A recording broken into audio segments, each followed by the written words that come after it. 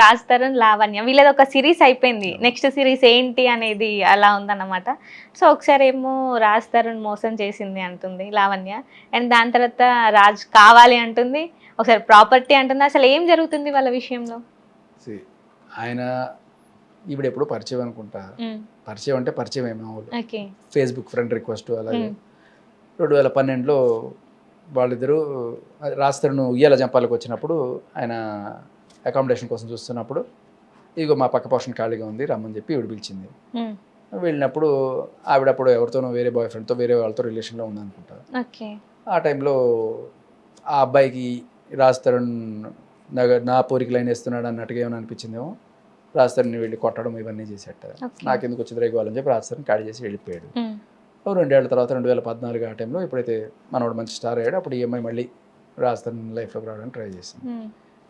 నేను గుర్తున్నానా అప్పుడు వచ్చారు కదా అలా ఎలా మాట్లాడితే ఇంకా సరే అప్పుడు కలిశారు. 2014 జనవరి 1 పార్టీకి కలిసినట్టున్నారు. తర్వాత మెల్లగా ఆ పరిచయం చిగురించి ప్రేమ అయింది అనుకుంటా.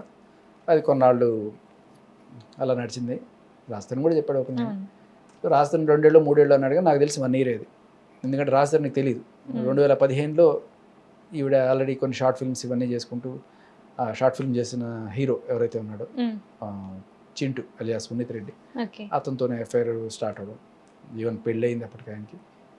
ఎవరికి ఈ చింటూ అనే వ్యక్తి పెళ్ళి అయిందైనా కూడా ఆయనతో అఫైర్ పెట్టుకోవడం అవన్నీ మనం విన్నాం ఈ మంచ కూడా సపోర్ట్ అని. సో అది కంటిన్యూ అవుతుంది. తర్వాత వాళ్ళకి డ్రగ్స్ అలవాటు అవ్వడము, తర్వాత ఇవన్నీ వీళ్ళు ఇద్దరు డ్రగ్స్ కేసులో కూడా ఎఫ్ఐఆర్ అవ్వడము ఇవన్నీ జరిగినాయి.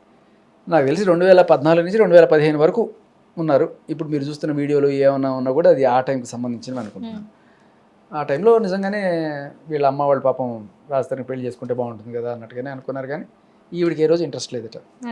అది వాళ్ళ నాన్నే చెప్పారు ఒకరొక ఇంటర్వ్యూలో. అండ్ ఈవిడ వేరే ఎవరితో అయితే కొత్త వాళ్ళతో అఫైర్ పెట్టుకోవడానికి వెళ్తుందో లైక్ చింటూ కావచ్చు, మస్తాన్ సాయి కావచ్చు, వాళ్ళకి చెప్పేదట రాజ్ తరుణ్ నాకు తమ్ముడు లాంటి వాడు అని చెప్పి. సో అది ఎప్పుడే అయిపోయింది. నాకు తెలిసి 1 ఇయర్కే అది విడిపోయిన బంధం. బట్ అయినా కూడా ఏమైందంటే ఈ వీళ్ళ దగ్గర కుక్కలు ఉండేవి. ఈ కుక్కల కోసం సరే మిస్ అవుతాయి, బెంగపడతాయి, నేను కూడా ఉంటానని చెప్పి అది పెద్ద 3 స్టోరీ బిల్డింగ్ ఇది. ఇప్పుడు ప్రస్తుతం రాజ్ తరుణ్ ఉంటుంది. దాంట్లో టాప్ ఫ్లోర్లో రాజ్ తరుణ్ ఉండేవాడు, కింద ఈవిడ ఉండేది. సో కుక్కలను చూసుకుంటూ అలా అలా ఆ తర్వాత వాటితో పాటు వీళ్ళని మస్తాన్ సాయి, చింటూ వీళ్ళు రావడం, పరిచయాలు, డ్రగ్స్, ఆ హడావిడి, ఆ పెంట అంతా అన్నీ చూసిన భరిస్తూ వచ్చాడు రాజ్ తరుణ్. ఎందుకంటే ఆ పాత పరిచయం ఏదైతే ఉందో అది పెట్టుకొని అప్పట్లో ఫోటోలు లేకపోతే ఇవన్నీ తీసుకొచ్చి రోడ్డు మీద పెడతాను, ఈ బతుకు రోడ్డు మీదకి వెళ్తారు ఇట్లా బెదిరించేది. ఎందుకు వచ్చిన పెంట సరే ఉంటే ఉంది కదా అని చెప్పి ఉన్నిచ్చాడు. అలా జరిగింది. బట్ ఇప్పుడు ఏకంగా ఇల్లు కబ్జా చేయడానికి ప్లాన్ చేస్తారు. సో రాజ్ నన్ను పెళ్లి చేసుకున్నాడు అనేసి లావణ్య అంటుంది. అది నిజమేనండి? మరి పెళ్ళయింది? పచ్చి అబద్ధం. ఎందుకంటే ఆవిడ ఆ పెళ్లి చేసుకున్నట్టుగా చెప్తున్న వీడియో ఏదైతే ఉందో మీరు జాగ్రత్తగా గమనిస్తే అక్కడ వాళ్ళ అమ్మ ఆశీర్వదిస్తూ ఉంది. ఏంటి హ్యాపీగా బాగా అభివృద్ధి చెంది కట్ ఫ్రేమ్ మారిపోద్ది. మనవన్నో మనవరాలనో కనివ్వండి అంటే ఏంటి ఆ మధ్యలో కట్ ఏంటి? హ్యాపీగా బాగా అభివృద్ధి చెంది పెళ్లి చేసుకుని పిల్లల్ని కనండి. ఆ పెళ్లి చేసుకోండి అనేది చెప్పిన దాన్ని కట్ చేశారు. ఈవిడ ఇలా పిల్ల పాపలు కన్నా అంటే దాని అర్థం ఏంటి? పెళ్లి అయితేనే కదా పిల్లల్ని, ఎవరన్నా పెళ్లి చేసుకుని పిల్లల్ని కనండి అనేది కదా ఆశీర్వాదం. అది సో పెళ్ళి కాలేదు, అది పచ్చి అబద్ధం. అండ్ ఆవిడ ఆల్రెడీ నాకు పెళ్లి కాలేదని జడ్జి ముందు కూడా ప్రమాణం చేసి చెప్పింది 2023 జూలై 7వ తేదీన. ఇప్పుడు మళ్ళీ అంటే అప్పుడు ఎఫ్ఐఆర్ అంటే అబద్ధం ఉంది, తర్వాత కంప్లైంట్ సంతకం అన్ని అబద్ధాలు అన్నాయి. ఇన్ని అబద్ధాలు చెప్పినా ఇప్పుడు ఫైనల్గా అప్పుడు కూడా ఏం చెప్పింది?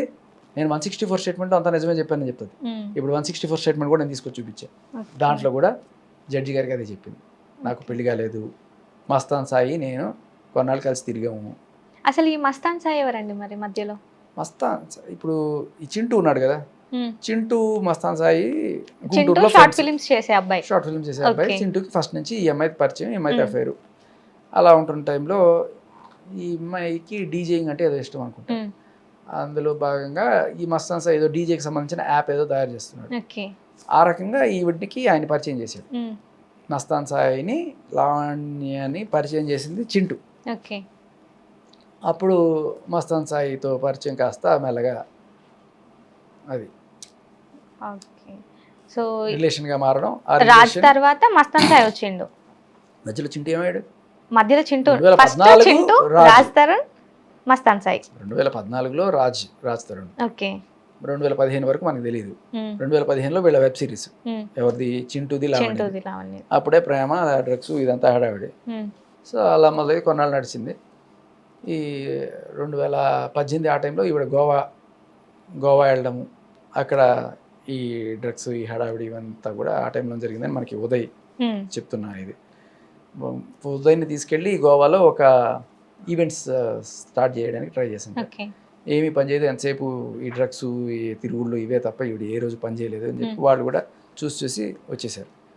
వచ్చేసిన తర్వాత కూడా ఈవిడ తిరిగి గోవా నుంచి వచ్చేసి మళ్ళీ రాజ్ తరుణ్ ఇంట్లోనే ఉండేది. ఇంట్లో అంటే లైక్ ఈయన టాప్ ఫ్లోర్లో ఉంటే ఈవిడ గ్రౌండ్ ఫ్లోర్లో ఉండేది. అలా ఉంటున్న టైంలోనే మస్తాన్ సాయి పరిచయం. మస్తాన్ సాయిని ఇంటికి కూడా తెచ్చుకునేది, అది కూడా చెప్పాడు మస్తాన్ సాయి. సో అలా ఆ పరిచయం ప్రేమ అయిపోయి, ఆ ప్రేమ కాస్త పెళ్లి దాకా వెళ్ళి, ఆ పెళ్ళి ఎందుకు చెడిపోయింది అనడానికి జడ్జికి ఇవి ఎక్స్ప్లెయిన్ చేస్తుంది అనమాట. మేము కలిసి తిరిగాం, 4 రోజులంతా బాగుంది. బట్ తర్వాత మస్తాన్ సాయి పెళ్లి చేసుకోమని అడిగాడు. పెళ్లి చేసుకోమని అడిగినప్పుడు కొడుకున్నాడు కదా, భార్య ఉంది కదా అంటే, భార్యతో సపరేట్ అయిపోయాను, కొడుకు నీకు అసలు లైబిలిటీ లేదు, కొడుకుని మా అమ్మ నాన్న చూసుకుంటారు కాబట్టి మనం అని చెప్తే అప్పుడు నేను మనస్ఫూర్తిగా అంగీకరించి పెళ్లి చేసుకుందాం అనుకున్నాను అని జడ్జి ముందు 2023 జూలైలో మీడియా ముందేమో రాజ్ తరుణ్ పెళ్లి చేసుకున్నాను అంటది, జడ్జి ముందేమో పెళ్లి కాలేదంటది. అండ్ మస్తాన్ సాయిని పెళ్లి కాలేదు, పోనీ లివిన్ అయినా అనుకోవచ్చు కదా మనం. లివిన్ అయినా కూడా ఎట్లా ఒప్పుకుంటాం? ఇప్పుడు మస్తాన్ సాయిని పెళ్లి చేసుకున్నాను ఎలా ఒప్పుకుంటుంది? సో అది ఒప్పుకుందంటేనే దాని అర్థం వాళ్ళ మధ్య ఎప్పుడో కట్ అయిపోయింది. ఇది జగన్ డ్రామా అన్నట్టు, ఇంకా డ్రామా, ఇంటి కోసం ఆడే డ్రామా. ఇప్పుడు అదే మస్తాన్ సాయితో 2027లో 23 ఏప్రిల్లో చెప్పిన ఇది, దాంట్లో ఇంకా చాలా చెప్తుంది.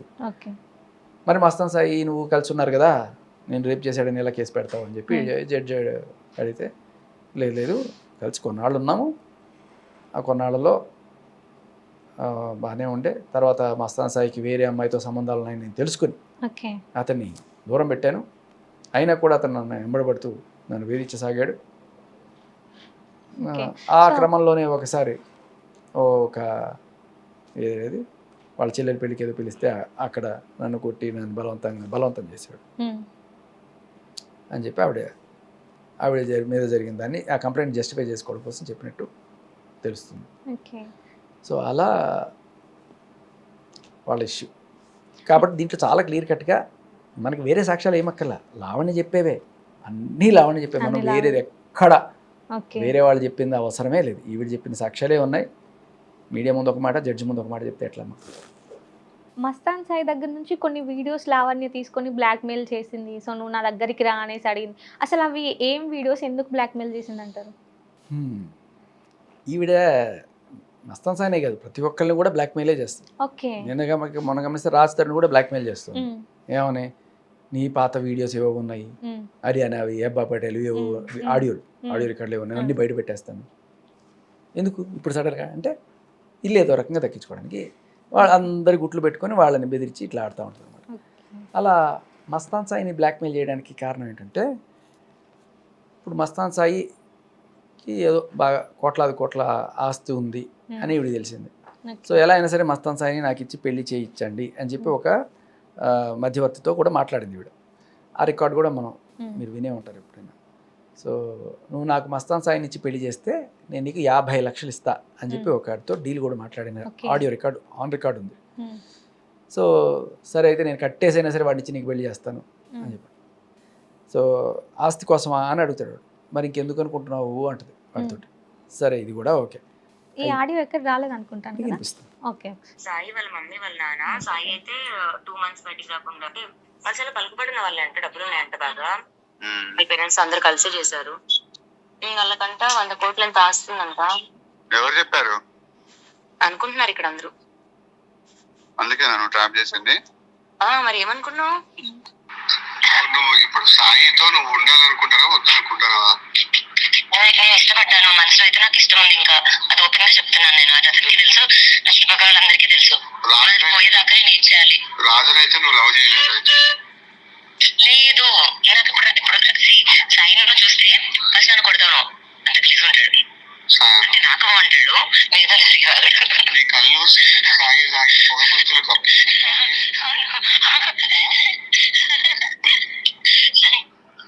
మీకు అర్థం కాకపోతే చెప్పండి, నేను చెప్తాను, ట్రాన్స్క్రిప్ట్ చేస్తాను. నీ కళ్ళు సిగరెట్లు తాగి తాగి పొగ మంచులు కమ్ముకొని ఆ కనబడక వాడు బాగున్నాడు అనుకుంటున్నావేమో అంటే, నా కళ్ళతో చూడు బాగుంటాడు సాయి. మరి రాజతరుణ్ అంటే రాజతరుణ్ ప్రేమించడం ఏంటి? అందరికీ లవ్ చేయలేదు అని చెప్తుంది కదా. మరి ఎందుకు మీడియా ముందు లవ్ చేశాను, నన్ను మోసం చేశాను? ఇంటి కోసం, సింపుల్. సిటీ స్కాన్ చేయించుకో, లంగ్స్ ఎంతవరకు డ్యామేజ్ అయినా చూపించుకో ఫస్ట్ అయితే. నువ్వు లంగ్స్ డ్యామేజ్ అయినామో చూపించుకో, ఎక్కువ డ్రగ్స్ తీసుకుంటున్నావు. ఇంకా నువ్వు మరి పోయేటట్టున్నా అంటూ సాయం పెళ్లి చేసుకుంటా అంటూ, పెళ్లి చేసుకుంటే ఇంకెన్ని రోజులు బతకాలి మరి? తర్వాత బతకాలంటే నువ్వు లంగ్స్ బాగుండదు.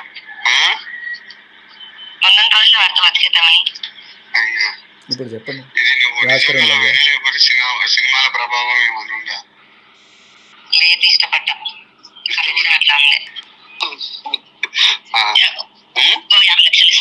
నిజంగా ఇస్తావా? కట్టేసి పెళ్లి చేస్తా అనితా నేనైతే చెప్తాను. నాకు అబ్బాయి నుంచి పెళ్లి చేస్తే 50 lakhs ఇస్తాను. సరే. ఓకే, సో ఇదంతా డబ్బు కోసమే. 50 లక్షలు ఇస్తా అని చెప్పి ఆయనతో మాట్లాడుతుంది చాలా క్లియర్ కట్గా. సో ఇప్పుడు మస్తాన్ సాయిని బ్లాక్మెయిల్ చేయాలి. మస్తాన్ సాయికి ఆల్రెడీ పెళ్ళయింది.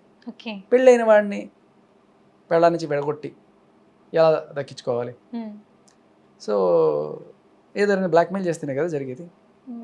సో అలా మొత్తానికి మస్తాన్ సాయికి ట్రాప్ వేస్తున్నా అని చెప్తుంది కదా, అందుకే చేస్తున్నాను.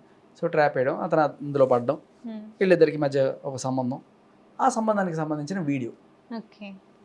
ఆ వీడియో ఈవిడే మస్తాన్ సాయి దగ్గర నుంచి తీసుకుందో, మరి ఎవరి దగ్గర నుంచి తీసుకుందో, మొత్తానికి వీళ్ళిద్దరికి మధ్య ఉన్న ఆ వీడియో ఏదైతే ఉందో అది సాక్ష్యంగా పెట్టుకుంది ఈవిడ. ఎందుకు అంటే రేపు మస్తాన్ సాయికి నాకు మధ్య సంబంధం ఉంది అనే ప్రూఫ్ ఇది. ఎందుకు పెట్టుకుంటారు?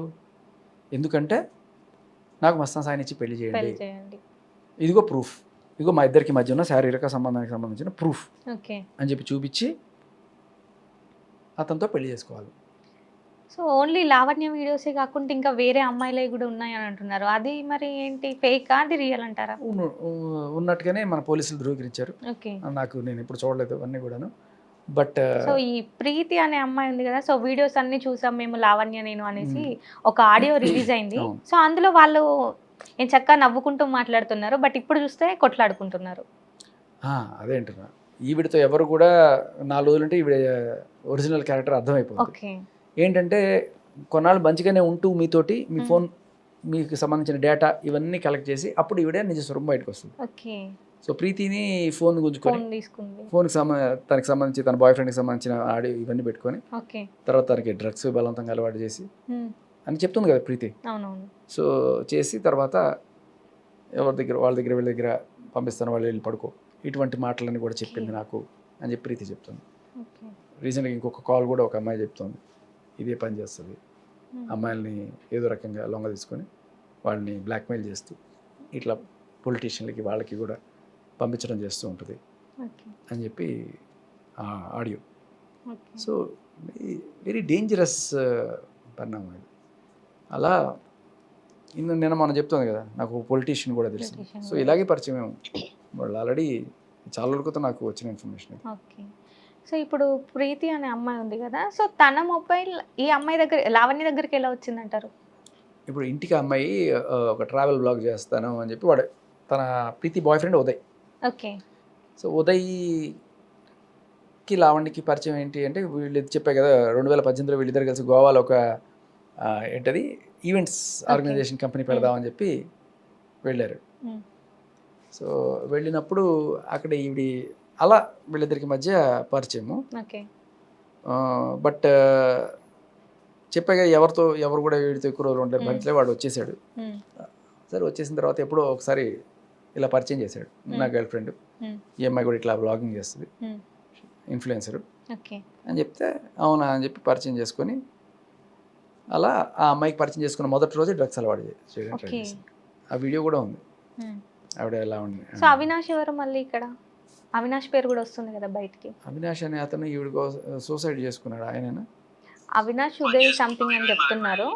అదే అవినాష్ లేకపోతే అర్పిత్ అని ఎవరో చెప్పేవాళ్ళు. బట్ ఇదేంటంటే ఒక అబ్బాయి ఇట్లాగే బ్లాక్మెయిల్ చేస్తే తట్టుకోలేక సూసైడ్ చేసుకుని చనిపోయాడు. ఓకే. సో అతని పేరని చెప్తారు వీళ్ళు. దానికి సంబంధించిన రికార్డ్ కూడా ఉంది. ఓకే. ఎవరో జో అనే అమ్మాయి చెప్తూ ఉంటుంది మొత్తం.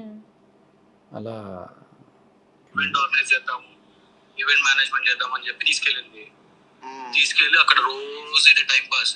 పొద్దున్న లెగుస్తుంది, మధ్యాహ్నం ఇంకోటి తగ్గింది, సాయంత్రం ఇంకోటి తగ్గింది, రాత్రికి ఏదో ఒకటి చేసి గుర్తుకుంటా అంటది. గుర్తుకుంటుందా? గొడవ పెట్టుకునిద్దా? ఏదో ఒకటి చేస్తుంది. I mean anything powerful. Drugs అన్నమాట. అయ్యే ఉందిలే అంటే నేను అనేది అంటే అలాగా బ్రో తనకి పొద్దు నుంచి సాయంత్రం ఒకటి తగ్గింది. అది నేను అంటుందా? అప్పట్లో నరేన్ ఉండేవాడు. సో బేసికలీ ఈవిడ అలా ఉదయ్తో ఈవిడ పరిచయం. ఓకే. ఉదయ్ వర్షన్ అది. ఓకే. ఉదయ్ వర్షన్ ఏంటంటే రాజ్ తరుణ్ ఈవిడ గోల్ తట్టుకోలేక జంప్ అయిపోయాడు ఇంట్లో నుంచి. సో ప్రీతి ఏమవుతుంది మరి రాజ్ తరుణ్కి? ఏమీ అవ్వదు, జస్ట్ అన్నయ్య అంటది ఓకే. అలా. ఓకే. సో ఇప్పుడు రీసెంట్గా చూసుకుంటే రాజ్ తరుణ్ వాళ్ళ అమ్మ నాన్నని బయటికి గెంటేసింది. సో వీళ్ళు అటాక్ చేయడానికి వెళ్ళారా లేకపోతే తన్నే ఇంట్లో నుంచి గెంటేసింది అసలు? ఎవరు? లావణ్య. లావణ్య గట్టే వీళ్ళు వాళ్ళ ఇల్లు అది. ఓకే. ఆయనకి ఏదో ఆపరేషన్ అయింది, తిరిగి వెళ్ళాడు. వెళ్తే మెడబట్టి బయటికి గెట్టేసింది. 10 గంటలు పొద్దున్న నుంచి రాత్రి దాకా. అంటే వీళ్ళు ఆ ఇంట్లోనే ఉంటున్నారా మరి? సో ఇప్పుడు మీడియా ముందు ఏం చెప్తున్నానంటే, సో ఇందాక నేను చూసాను 2 hours అవుతుంది. సో రాజు ఎలా అయితే కష్టపడ్డాడో ఆ ఇంటి కోసం నేను కష్టపడ్డాను అంటే ఈ అమ్మాయి ఏం కష్టపడింది ఇంటి కోసం? ఆవిడే చెప్పాలి ఏం కష్టపడిందో. అంటే టూలెట్ బోర్డు ఎత్తికిందంట. ఓకే. సో పాపం ఎండలో పడి సో ఆటోలో తను వెళ్ళి మూవీస్ ఇల్లు చేయడానికి ఎక్కడుంది ఇప్పుడు అంటే ఇప్పుడు ఇంటి బ్రోకర్ ఉంటాడు అనుకోండి. పాపం ఎక్కడెక్కడో మనం వెళ్ళి అడిగాము, భయ్యా నాకు మంచి ఇల్లు చూపించాయి అంటే ఓకే. పాపం ఎక్కడెక్కడో కష్టపడి ఎతికి నేను మీకు ఇల్లు చూపించాను కదండి, కాబట్టి ఇల్లు నాదంటాం.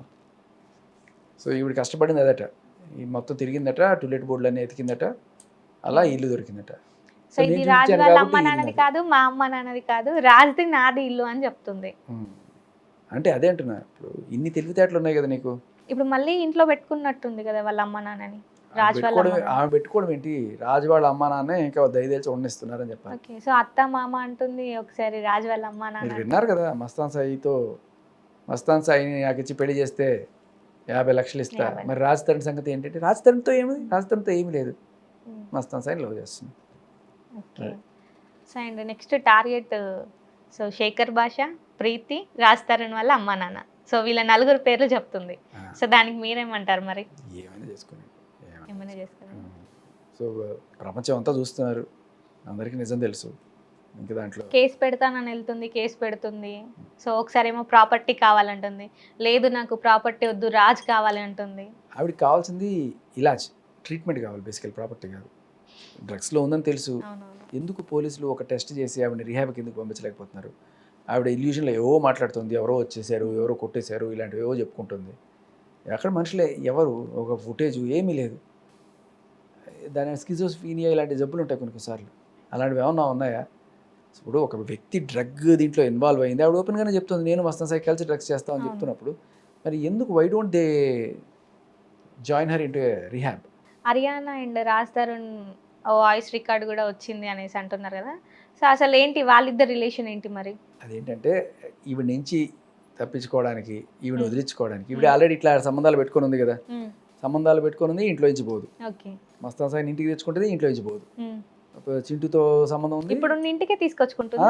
ఓకే. వీళ్ళందరూ కింద పోర్షన్లో, రాజస్థాన్ పై పోర్షన్లో. ఈ దరిద్రం ఏంటి, నాకు ఎలా వదిలించుకోవాలి? సరే నువ్వు మూవ్ ఆన్ అయిపోయావు, నేను కూడా మూవ్ ఆన్ అయిపోయాను అని చెప్తే వదిలేస్తుందేమో అని చెప్పి హర్యానాతో డ్రామా. ఓకే. హర్యానా ఎందుకు వీళ్ళకి కాల్ చేసి చెప్పాల్సి వచ్చింది అంటే, ఇలా హర్యానాతో వెళ్ళిపోయాను, ఇంకా నీకు నాకు సంబంధం లేదు అని చెప్తే అయినా సరే వదిలేస్తుందని. అప్పట్లో హర్యానా ఇస్ గుడ్ ఫ్రెండ్, ఇలా హెల్ప్ చేసింది అనుకో, అంతే. హెల్ప్ చేసింది అనుకుంటే ఇప్పుడు తను బ్లేమ్ అవుతుంది. ఓకే. మరి ఇంత జరుగుతున్నా గానీ రాజ్ తరుణ్ ఎందుకు మాట్లాడట్లేదు? మీడియా ముందుకు ఎందుకు రావట్లేదు? ఇప్పుడు నేనంటే యాక్టివిజంలో ఉన్నాను, మీరు యాంకరింగ్లో ఉన్నారు కాబట్టి మనం ఎప్పుడు మీడియాలోనే ఉంటాం. ఆయన సినిమాలు చేసుకుంటున్నాడు, ఆయన ఆ పనిలో జస్ట్ ఒక ఉంటాడు. చిన్న క్లిప్ పెట్టొచ్చు కదా వీడియో చేసి. సో అందరు జనాలందరూ అదే వెయిట్ చేస్తున్నారు. లావణ్య బయటకొస్తుంది. పేరెంట్స్ బయటకు రాజ్ తరుణ్ పేరెంట్స్ బయటకొస్తున్నారు. సో ఫ్రెండ్‌గా మీరు, ఇంకా సిస్టర్‌గా ప్రీతి. సో వీళ్ళందరూ వస్తున్నారు. రాజ్ తరుణ్ ఎందుకు రావట్లేదు? ఎక్కడికెళ్ళాడు? ఇదే క్వెషన్ ఉంది అందరి మైండ్‌లో. రాజ్ తరుణ్ చెన్నైలో 5 మినార్ షూటింగ్ చేసుకుంటున్నాడు. ఓకే. సో అది షెడ్యూల్ మే 5వ 6వ తేదీ దాకా ఉందనుకుంటా. అది అయిపోయాక వస్తాడు. ఓకే. సో ఇప్పటి వరకు ఈ టాపిక్ క్లోజ్ అవుతుందా? మళ్ళీ ఇంకేమన్నా కొత్త ట్విస్టులు ఉంటాయంటారా? ఇంకేం నాకు చెప్పరు. తెలిసి ఇంకా ఈ వారంలో కథ క్లైమాక్స్. సో ఈ సీరీస్ కంప్లీట్ అయింది. నెక్స్ట్ సీరీస్ ఏమన్నా ఉంటుందేమో ఇంకా. చూద్దాం. ఓకే అండి. Thank you so much. And మీకున్న ఇన్ఫర్మేషన్‌ని మాతో షేర్ చేసుకున్నారు. Thank you so much.